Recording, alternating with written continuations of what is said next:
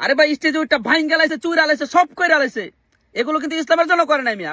আমি জানি আজকের এই ভিডিওটা দেখার পর অনেক আলেম আমাকে পছন্দ করবেন, সেটা আমি জানি, কিন্তু কোনো আমার যায় আসে না। আচ্ছা, বাংলাদেশে কি শুধু আতাউর রহমান বিক্রমপুরী ভাই একাই আলেম? আব্দুর রহমান মাদানী সাহেব উনি একাই আলেম? মাদানী সাহেব স্টেজে এটা নিয়ে বারবার কথা বলতেছে। বিক্রমপুরী ভাই তো এটা রাস্তাঘাটে কুড়ে আদালতে যা আছে সব জায়গায় উনি লড়তেছে। আর বাকি সব আলেম কেন চুপ? আজকে আমাদের একজন আলেমকে ধরে দাঁড়িয়ে কেটে দেওয়া হয়েছে, ওনাকে নির্যাতন করা হয়েছে, সবকিছু করা হয়েছে, এটা নিয়ে কেউ মুখ খুলতেছে না। বোনকে দর্শন করতেছে, এটা নিয়ে কেউ মুখ খুলতেছে না। তাহলে এটার দ্বারা কি বোঝা গেল? যে রাজনীতির কাছে সব আলেমরা বিক্রি হয়ে গেছে।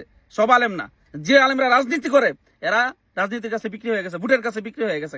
কারণ এখন তারা কথা বলবে না। কেন কথা বলবে না জানেন? এই মুহূর্তে যদি কথা বলে তাহলে তাদের কিন্তু ভোট কইমা যাবো, এটা আপনার মাথায় রাখতে হবে। কোথায় ঢুকা খাইছেন এতদিন মানুষের কাছে মিয়া? আপনার ভাবতেছে না একদম মনে হয় 2 দিলের ভিতরে ইমান বাইন্ডাল হয়ে গেছে। এটি বুয়া বুয়া, বুঝছেন? এখন কাজে কর্ম প্রমাণ পাইতেছেন। এগুলো আলেম না। যারা রাজনীতিবিদ আলেম, রাজনীতির সাথে জড়িত, যারা ভোটকে ভালোবাসে, এরা কখনো ইসলামের পথে কথা বলবে না। এরা দেখানোর জন্য, মানুষকে আয়ত্ত করার জন্য, ভোট পাওয়ার জন্য সীমিত সময়ের জন্য কথা বলবে, মেন সময় কথা বলবে না। নাহলে আজকে সব আলেমগুলো কেন চুপ? বোনকে দর্শন করছে কেউ কথা বলেন, নাউজুবিল্লাহ, এই বিষয়ে কেউ কথা বলবে না। দেখেন বিক্রমপুরী ভাই উনি খুব এটা নিয়ে মেহনত করেছে, আলহামদুলিল্লাহ। আল্লাহ তাআলা ভাইকে আরো নেক হাত দান করুক। আব্দুর রহমান মাদানী সাহেব ওনার গতকাল একটা বয়ান শুনলাম স্টেজের ভিতরে, ইসকন সদস্যদের বিরুদ্ধে যেভাবে উনি কথা বলতেছে, ওনার রাস্তাঘাটে একটা ঝামেলাও হইতে পারতো, কিন্তু হ্যাঁ ওনারা এসব পরোয়া করে না। ভাই আলেম খালি স্টেজে উঠা 2টা বয়ান করলে আলেম চেনা যায় না, বুঝছেন?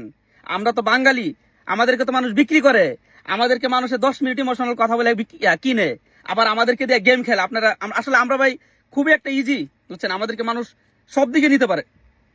কারণ বিষয় হচ্ছে 10 মিনিট স্টেজে কথা বলে আমাদেরকে কিনে ফেলবে, 2 মিনিট আমাদের সামনে ভালো বয়ান করবে, আমরা শেষ। আরে হুজুরের জন্য সব করে দিতেছি। আরে ভাই এতদিন যে এত চিল্লাইছে স্টেজে উঠা, এখন এই স্টেজে যে চিল্লানি গুলো দিছিল, এগুলো যখন মানে কাজে কর্মে দেখাইতো, তাহলে বাংলাদেশে কি এই দর্শনের বিচারে এভাবে চুপ থাকে না? বললা শাহ হুজুরকে এইভাবে নিয়ে নির্যাতন কখনোই করতে পারতো না যদি সব আলেমরা কথা বলতো। ঠিক আছে, কেউ কথা বলবে না। একটা কথা মাথায় রেখেন, বাংলাদেশ এটা হচ্ছে রাজনীতির দেশ। এখানে আমি এই সীমিত সময়ের জন্য যার পিছনে দৌড় পারবো, ভাই আগে আপনি তাকে যাচাই করবেন। আপনারা তো সহজে চলে যান, আরে হুজুরের জন্য জীবন দিয়ে দিতে চান, কিন্তু হুজুরের ভিতরে কি করে সেটা কি আপনি জানেন? হ্যাঁ, হুজুরের ভিতরে কি ঘুরে সেটা কি আপনি জানেন? সেটা তো আপনি জানেন না। কারণ হুজুরের ভিতরে ঘুরতেছে যে আমি মানুষকে আয়ত্ত করবো, নির্বাচন যখন সামনে আইবো তখন আমি চুপ মেরা যাবো গা। নাহলে আজকে এই মুহূর্তে কয়জন আলেম কথা বলছে? আপনারা বলেন, কয়জন আলেম এই সিচুয়েশনের ভিতরে কথা বলছে? কয়জন আলেম রাস্তাঘাটে নামতেছে? আমার চোখে পড়ে নাই ভাই কি ওরকম ভাবে। কয়েকজন আলেমকে পড়ছে, তার মাঝে আতর বিক্রমপুরী ভাইকে ধন্যবাদ জানাই। মাদানী সাবুজের প্রায় বয়ানগুলো ইদানিং একদম স্টেজ উঠা কেঁচা ভাবে কথা বলতে শুনি, আলহামদুলিল্লাহ। তো এই কয়েকজন আলেম আমার চোখে পড়তেছে।